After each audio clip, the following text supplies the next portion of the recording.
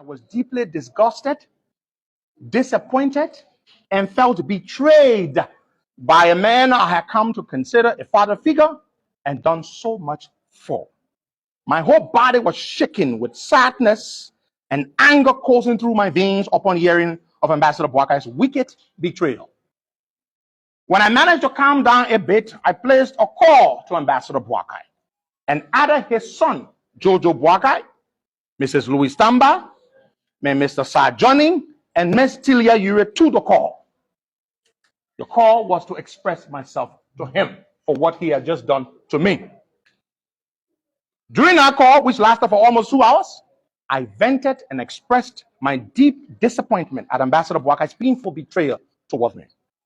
I was hoping, fellow Liberians, that the news of Uncle Joe's betrayal of his favorite, most dependable, greatest ally, as he always called me, was not true. But sadly, Ambassador Boakai confessed on the call that he did indeed betray me. After confessing his cruel action, he went further to apologize. He said, and I quote, "Henry, I am not too old to say sorry when I have wronged someone. And what I did to you was very wrong. I am sorry. Please forgive me." Unquote. After he uttered those words in a seemingly sorrowful tone, I instantly felt sorry for him and blamed his action on the desperate financial situation he was in. The man had just wronged me, but yeah, I was making an excuse for him. I accepted his apology, and we moved on to discuss how we would salvage the mess and try to get the funds for the campaign. On that call, I even told Uncle Joe that he did not have to select me as his running mate, but that we needed to find a way to bring the people back to the table so as not to lose that great and golden opportunity. There were many other things that we discussed on that call. The call eventually ended with Ambassador Boakai promising to hold consultations with his party officials and close advisors to inform them that he, Joseph Human Boakai, was now putting me under consideration for his running mate because he needed the financial resources and that he believed I would serve him loyally as vice president if he won the election. To this date, we are still confused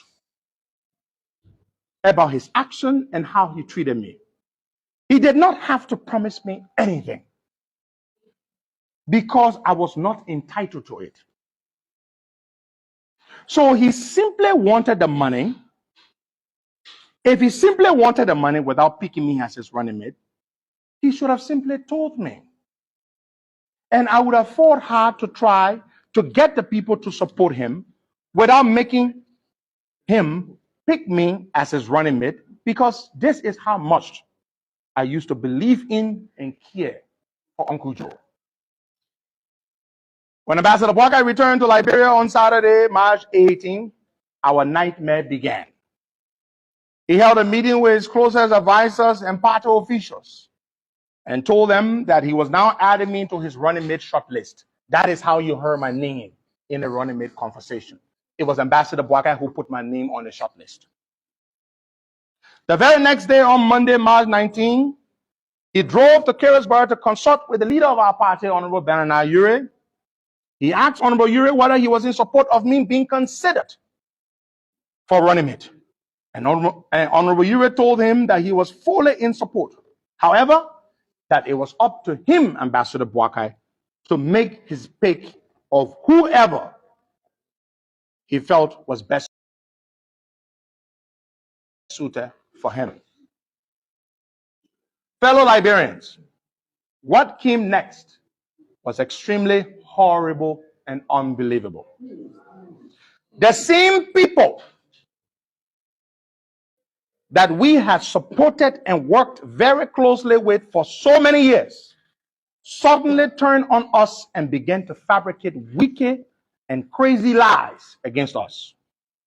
It began with a nonsensical lie that the financial backers that Ambassador Boakai had met with in Accra, Ghana, were fake, and that they were agents of the CDC government.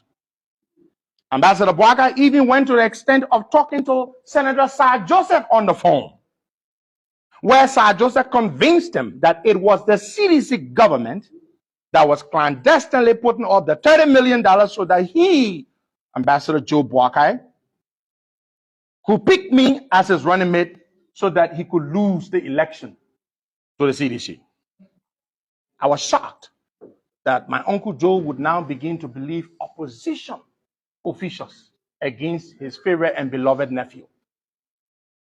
When I was told these things with no denial,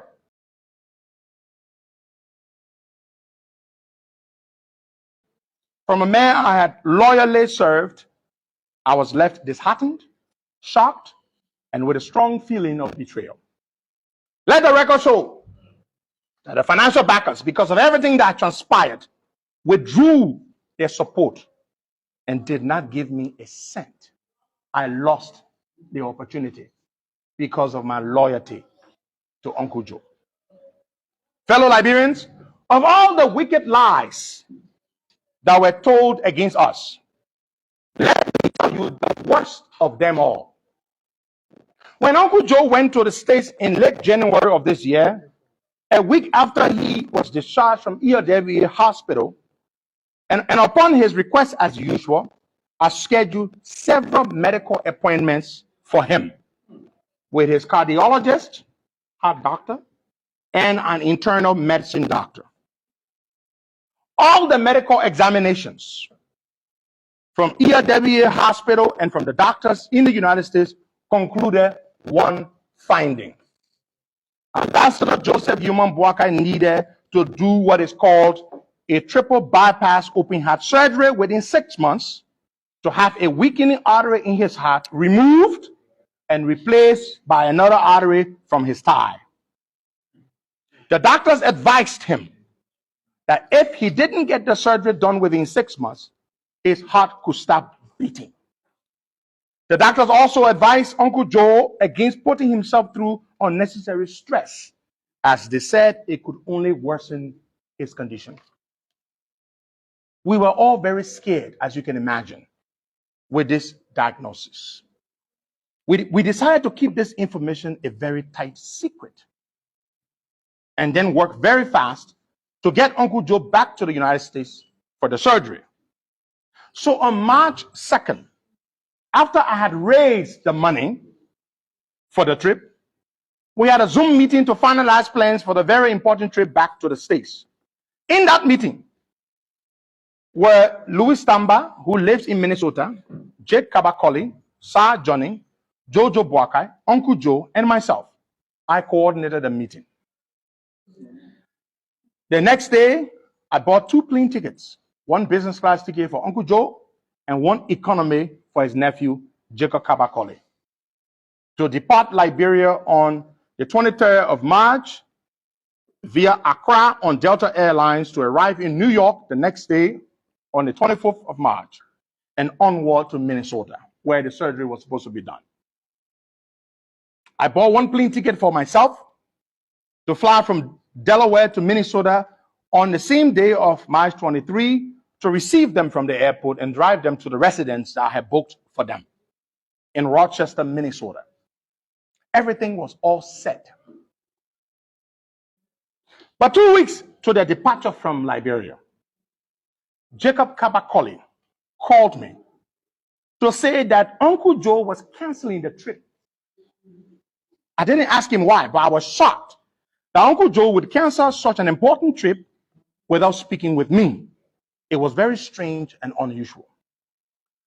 But then days later, I started to hear the gravest rumor that Ambassador Boakai had been made to believe, maybe influenced by his people, that President Weah and his people had provided me with a huge amount of money to pay the American doctors that were supposed to do the surgery on American soil, in an American hospital, to kill Joseph Boakai during the surgery.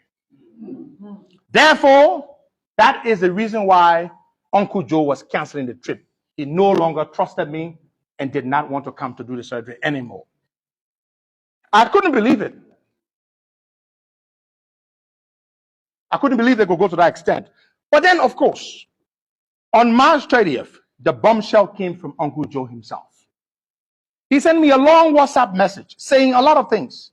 And in the last paragraph, he said that he had received information that he would be killed in the surgery and therefore not participate in the elections.